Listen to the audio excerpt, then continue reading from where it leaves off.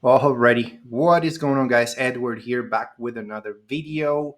And on today's episode, I'm going to show you a breakdown of a trade I took on Friday based on ICT entry models.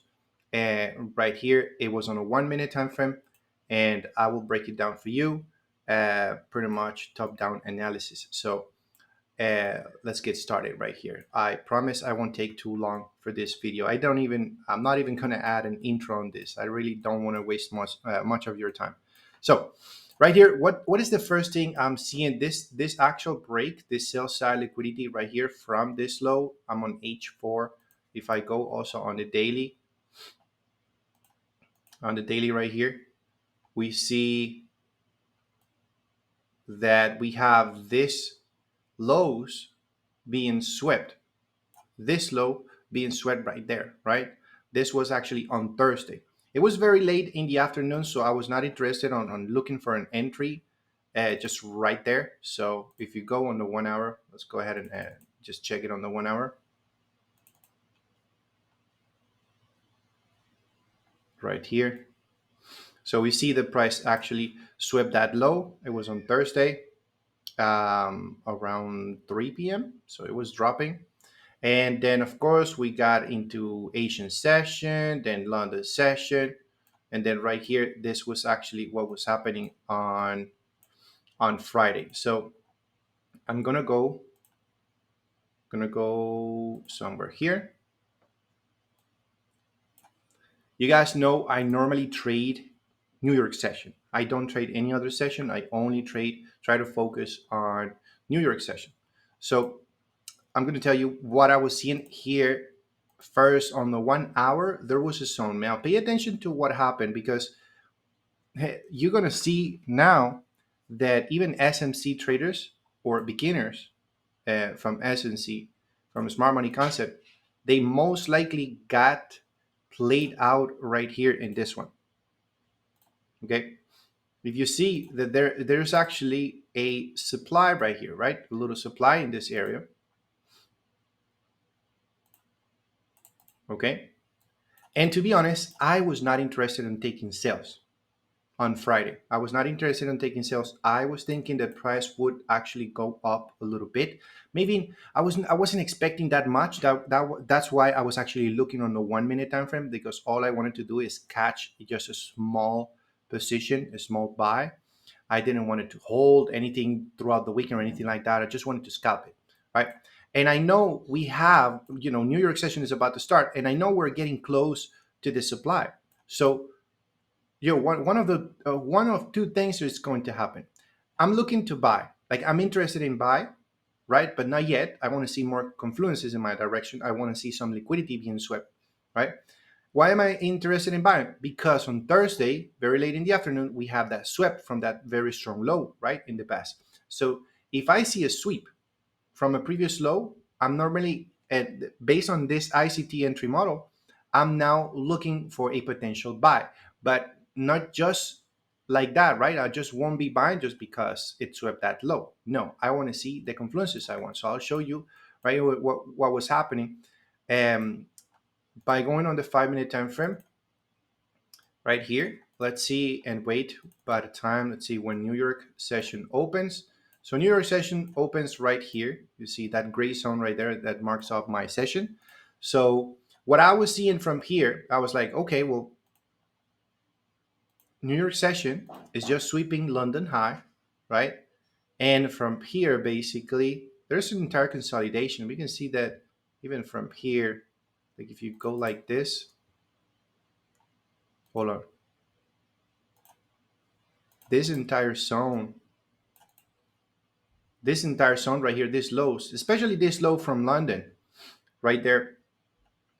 Like if I want to buy, I want to see this lows, sort of this lows being swept. Or hey, we have another liquidity zone right there. Probably price would go to this one. So I'm not interested in looking for sales. Like I don't want to go selling from here. I don't care whatever happens. I was not interested in looking for sales. Okay. So I was just literally waiting. And I was also watching at the same time on 5 minute time frame. I was watching S&P 500. I will show you here um, what I was looking right here. I was also monitoring S&P 500 at the same time, so kind of wanted to see if I spot a divergence. So I'm going to show you what and where the divergence was actually formed.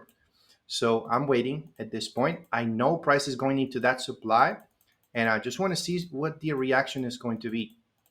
So look at that. So we're having that strong push to the downside. And I was like, okay, holy crap. Well, probably it's gone. That's it for me. Maybe it's not going to give me another opportunity because I wanted to buy. I didn't want it to sell. I wanted to buy that day. So I'm just waiting and waiting. I just want to see what is going to happen. Is it going to continue dropping? My zone is still there, anyways. That liquidity area. So I'm waiting, and boom, this happens. When I see this happening on the 5 minute time frame, right there, I was checking on S&P, right? I was actually checking on S&P, and this move was going, price actually pushed up very strong to the upside. So this is Nasdaq. You see, price swept that previous low, and when you go on S&P, this low is this low right here. But you see, S&P never swept that low. It respected that low. So that's telling me that we have S&P divergence, right? So I have another confluence. That's cool. This is starting to tell me, hey, Eduardo, get prepared for a potential buy. That's what it is telling me, all right? Now, what I did was I went on a 1 minute time frame right here, and we can clearly see the move. We can see price action, right? Let me put this thing here as sell side liquidity right here. All right, beautiful. So you see, I'm seeing the sweep. I'm not going to be buying right away. No, that's not what I want to see. I want the market. I want the price to show me displacement, and if anything, I see there's a market structure shift would happen somewhere above there.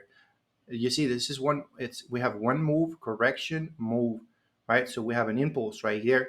This move is called, this is the manipulation move, basically from this high to this low. This is the manipulation move so far, right? Because that's the move that is causing the break of this low right there, that sell side liquidity, right?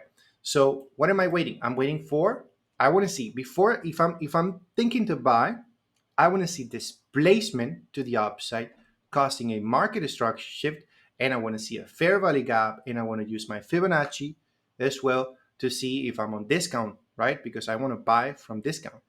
So I'm waiting, patiently waiting, and this thing is start to show up. Look at that strong push, right? It's not just one little move. No, we have boom, boom, boom, even 3 candles to the upside, right?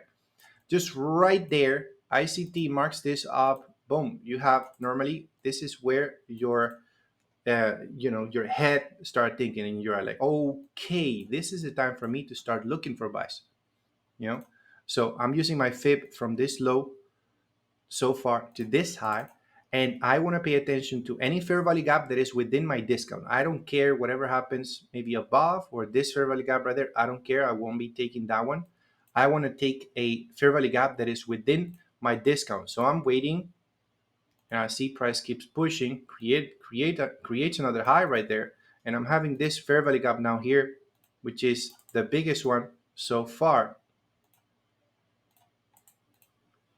right? I have that fair value gap right there, and from here, I'm already placing my long position. I know I was sort of placing my position on the premium zone, but this fair value gap is too big. I was like, okay, you know what? What the hell? I'm just going to leave it. I'm just going to make my entry right there. I don't care.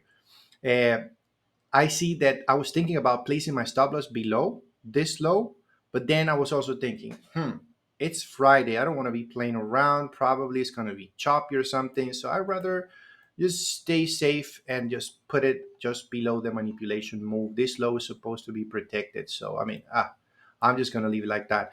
Where I was aiming my target, and of course, this high that was creating New York session, right? This is the closest one. This is my buy side liquidity, the nearest buy side liquidity that I have right there, right? Okay, but especially I was using the fib to measure my projection. Okay, so basically right here we have this manipulation move. So I'm going to be using the fib from the low to the high. Okay, from the low to the high of the manipulation move, and I'm going to use the projections standard deviation right here. And if you want to check what the settings are, I recommend you watching my playlist. I do have a video based on standard deviation projections. So it's going to be on the top right corner right here if you want to check it. All right. So from here, I just went a little bit on the left. Let's go on 5 minutes just to check 1 second here. So you see the standard deviation is marking me here, this area. It's the most important area between 2 and 2.5 right there. Okay, so targeting that area is normally the best, I would say. But if you look, for example, here, you do have also 2 points right there, buy side liquidity. You could easily aim to that, right? But I decided to aim to this area, to the number 2 right there on the standard deviation. Why there? You can still aim higher, probably this highs, but this is there for a reason. This sort of settings is there for a reason. So most of the times when price reaches this area, it will reverse. So um, watch out for that. Okay, so just be careful. Don't be that greedy. That's a nice TP, anyways. That would be like a 1 2 3. That's a 1 2 3 risk to reward right there. So we wait for the price to then pull back. Price comes back down. You see it mitigates my fair value gap. And then it started to get a little choppy, a little slow. I'm not taking partial profits. I'm not putting stops to break even just yet. I want to see my first target, which is this buy side liquidity, being taken before I even think about putting it on break even. So I'm waiting for this thing. Price even comes back down. You see to my entry point, it sweeps another liquidity right here, sweeping this low one more time, right? And then from there, we see the price actually starts moving, boom, and now you have that projection right there. Price starts going up, boom, boom, boom. It struggles a little bit, pulls back down, and then ends up actually hitting the TP right there. So it took about an hour and 10 minutes or so for this TP to be hit.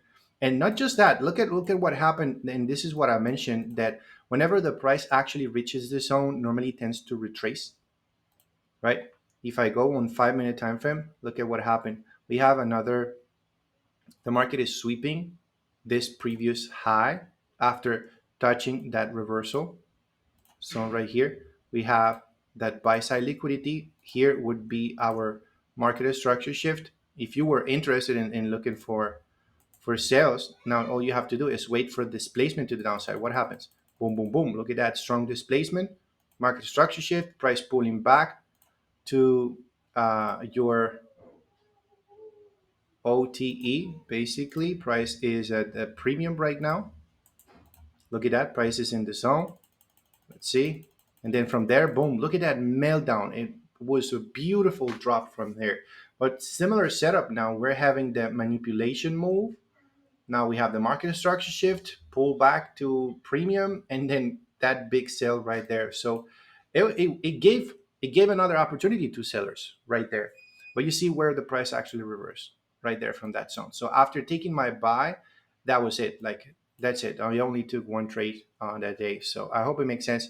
Let me know what you think, guys. And if you like this type of entries and this type of entry model from ICT. Let me know what you think in the comment section below. I do have, as I mentioned, a playlist on these concepts. I'm going to leave the link, the little playlist right here at the top on the right corner, so you can watch them. And just let me know what you think. And subscribe if you're new. And I'll see you guys in the next one. Take it easy. Have a good night.